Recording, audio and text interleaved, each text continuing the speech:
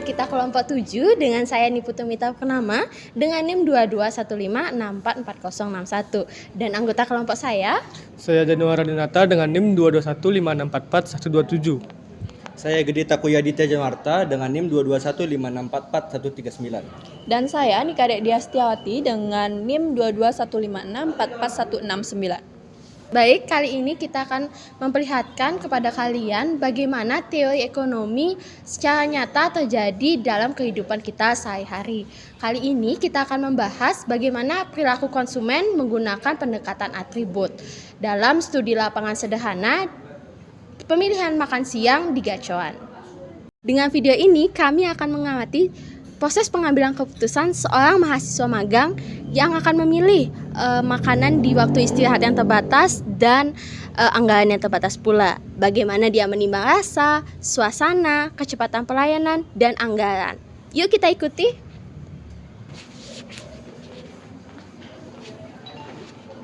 Halo Kak, permisi, selamat siang. Kita mahasiswa PNB yang ingin melakukan penelitian yaitu mengamati perilaku konsumen menggunakan pendekatan atribut. Apa kakaknya bersedia untuk diwawancarai?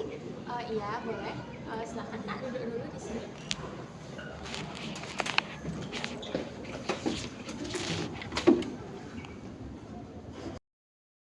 Sebelumnya terima kasih sudah menjadi narasumber kami pada siang hari ini.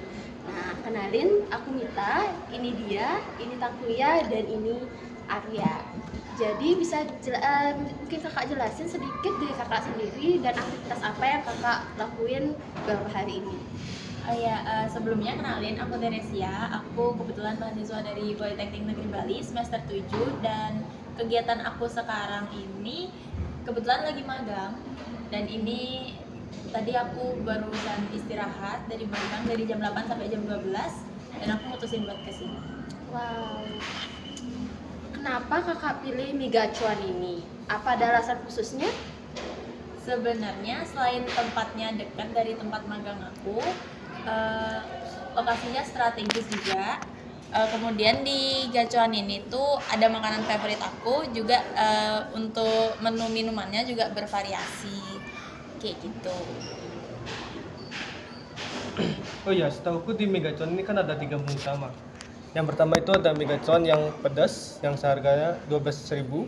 Yang kedua itu ada mie home pipa seharga 11.500 dan yang terakhir itu ada mie sweet yang pedasnya ringan seharga 10.500. Nah, kakaknya kira-kira udah tahu belum mau pilih menu yang mana untuk makan siang dengan budget 25.000?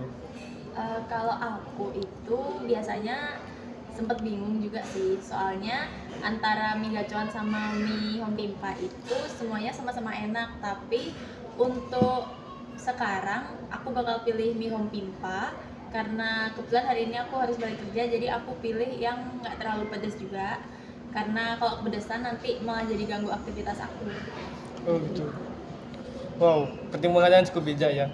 Jadi kakaknya tuh nggak cuma milih rasa tapi juga memikirkan efeknya setelah makan ya. Betul banget, aku pernah makan sih yang super pedas kebetulan, tapi setelah itu perut aku jadi sakit, jadinya ngeganggu aktivitas aku selanjutnya gitu. Berarti tadi kan kakak sendiri sempat menyebutkan soal suasana tempat atau waktu untuk nunggu makanan tuh. Nah, menurut kakak sendiri sebenarnya seberapa penting sih hal tersebut bagi kakak dalam memilih tempat makan? Menurut aku itu tuh penting banget. Soalnya buat aku suasana makanan itu penting. Kalau terlalu ramai dan berisik itu nanti aku gak bisa konsentrasi karena kebetulan kan aku juga sambil nyicil pekerjaan. Jadi aku mau nikmatin makanan aku di tempat yang tenang juga. Kemudian aku juga pilih yang pelayanannya cepat kayak gitu. Oh, jadi menurut kakak sendiri tuh penilaian tempat makan tuh nggak hanya dari makanannya enak atau enggak ya, tapi juga soal kenyamanan atau efisiensi waktu, begitu? Iya, karena kenyamanan dan efisiensi itu tuh berpengaruh langsung sama kondisi fisik dan mentalku untuk lanjut kerja nanti. Apalagi kalau suasana dan tempatnya mendukung, pelayanannya cepat juga, aku jadi lebih efisien waktu dan jadi lebih tenang untuk ngabisin waktu istirahat ataupun nanti mau lanjut kerja kayak gitu.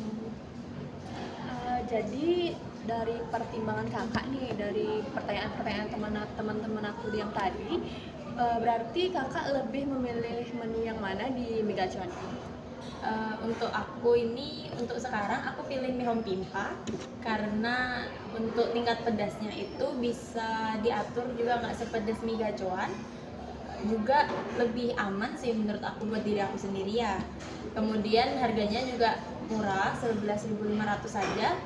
Terus biasanya untuk nemenin mie home pimpa itu aku pilih es teh, soalnya seger juga, apalagi kan suasananya panas ya sekarang. Jadi untuk menu yang kakak pilih itu berarti kakak masih mempunyai sisa uang nih. Nah, terus mungkin sisa uang itu kakak udah rencanain untuk membeli sesuatu mungkin? Sudah, soalnya aku kan orangnya suka ngemil, jadi aku mau lanjut kerja nanti ditemenin sama cemilan atau snack-snack ringan.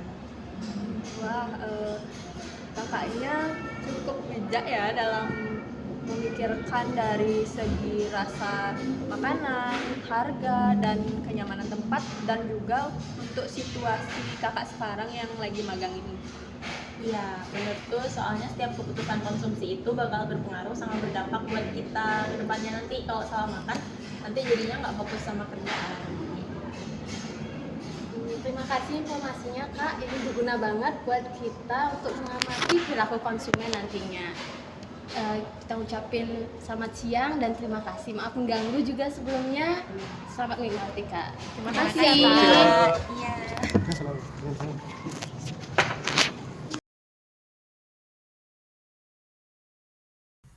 Pada grafik ini, kurva yang kami tampilkan menggambarkan kombinasi antara dua atribut, yaitu rasa dan suasana tempat, yang dimana setiap garis mewakili salah satu menu, yaitu mie sweet, mie home pimpa, mie gacuan, dan es teh, yang dimana panjang garis disesuaikan dengan harga produk masing-masing. Atribut yang digunakan bersifat ordinal, yang artinya tidak diukur secara kuantitatif mutlak, tetapi berdasarkan persepsi urutan kepuasan. Dari grafik tersebut, terlihat bahwa mie home pimpa memiliki keseimbangan tertinggi antara rasa dan suasana dengan harga yang masih efisien. Pilihan tersebut sesuai dengan prinsip ekonomi memaksimalkan kepuasan di bawah batasan anggaran dan waktu. Grafik ini menggambarkan kombinasi dua atribut utama dalam keputusan konsumsi, yaitu dari segi rasa dan suasana tempat makan. Setiap garis menunjukkan menu berbeda, dengan panjangnya mencerminkan harga dan atributnya dinyatakan dalam satuan ordinal. Garis efisiensi frontier menghubungkan titik maksimal dari tiap menu, menunjukkan batas optimal penggunaan anggaran. Sementara itu, kurva indifference mencerminkan tingkat kepuasan yang sama dari berbagai kombinasi atribut. Titik temu antara kurva IC dan frontier menunjukkan kepuasan optimal, yaitu pilihan terbaik dalam batas anggaran. Dalam grafik ini, titik tersebut jatuh pada mie home pimpa, artinya pilihan Teresia sudah tepat, efisien, efisien secara ekonomi, dan maksimal dari segi kepuasan. Berdasarkan kedua kurva yang telah dianalisis tersebut, dapat disimpulkan bahwa mie home pimpa merupakan pilihan konsumsi paling efisien dan memuaskan. Kurva pertama menunjukkan kombinasi atribut rasa dan suasana, yang dimana mie home pimpa memiliki proporsi paling seimbang dengan harga yang sesuai. Kurva kedua memperjelas hal ini melalui titik singgung antara garis efisiensi, frontier, dan kurva indifference, yang menunjukkan kepuasan optimal dalam batas anggaran. Dengan demikian, pendekatan atribut menunjukkan bahwa keputusan konsumsi Teresia didasarkan pada pertimbangan yang rasional dan kontekstual. Baik, pada kasus yang tadi kita bisa melihat bagaimana perilaku konsumen tidak hanya berpatokan dengan selera dan harga, melainkan juga bisa berpatokan dalam hal lainnya. Nah, dalam pendekatan atribut kita juga bisa melihat konsumen dalam berpikir secara logis atau mengambil keputusan secara logis dalam melewati situasi itu. Sebagai mahasiswa akuntansi, kami tidak menggunakan teori akuntansi hanya di kelas saja, namun juga bisa menggunakannya di kehidupan sehari-hari, seperti saat makan, saat bekerja, atau saat mengambil keputusan di setiap hari. Baik, terima kasih telah menonton video kami. Kami ucapkan terima kasih dan sampai jumpa di video selanjutnya. Bye.